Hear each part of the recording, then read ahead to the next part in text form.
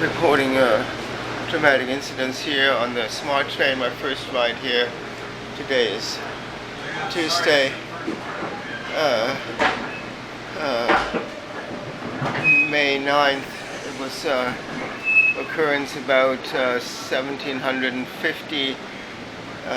You can see here's where I was sitting.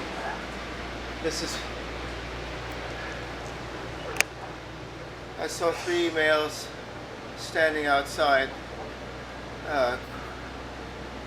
They were masked, and they threw this at me. I immediately dropped to the ground, thinking it was a bomb or gunshot.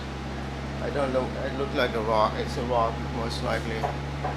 I am really, really freaked out and traumatized here. The conductor is apparently